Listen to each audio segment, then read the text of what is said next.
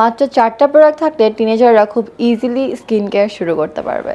টিনেজার্সরা skin care নিয়ে অনেক mistake করে থাকে। কেউ ঠিকমতো নিজের স্কিন টাইপ জানে না, এর জন্য জানে না কোন স্কিন কেয়ারটা বা কোন প্রোডাক্টটা ফেসে ইউজ করতে হয়। এর জন্য ফেসে অ্যাকনে, পিম্পলস আর কত কিছু হয়।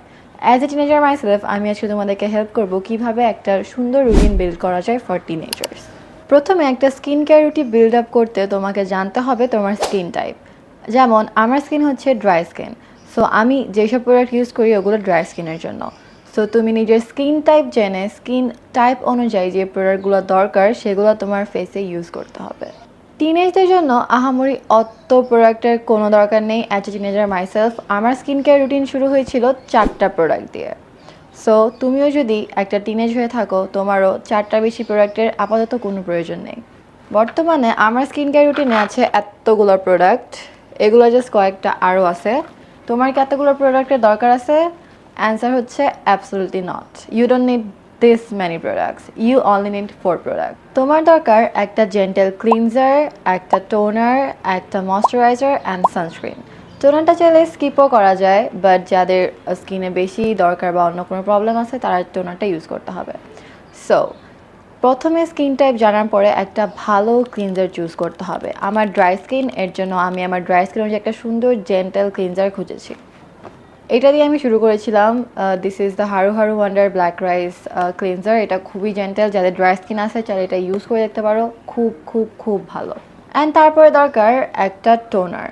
টোনারটা যে মাস্ট ইউজ করতে হবে তা না, তুমি বিগিনার হয়ে থাকতে চাই টোনারটাকে স্কিপ করতে পারো, আস্তে আস্তে অন্য প্রোডাক্ট ইউজ টু হলে দেন টোনারটা ইউজ করতে পারো। বাট যাদের ড্রাই স্কিন আমার মতো, আমি সাজেস্ট করবো টোনারটা ইউজ করো স্কিনটাকে হাইড্রেট রাখার জন্য। তারপরে দরকার একটা ময়শ্চারাইজার। ড্রাই স্কিন হলে ড্রাই স্কিনের জন্য একটা ময়শ্চারাইজার, যেমন এইটা পুরিতোরটা, এটা খুবই ভালো, আমার স্কিনে খুবই ভালো কাজ করছে। অয়েলি স্কিন হলে অয়েলি স্কিনের জন্য দেখবা, কম্বিনেশন স্কিন হলে কম্বিনেশন স্কিনের জন্যই দেখবা।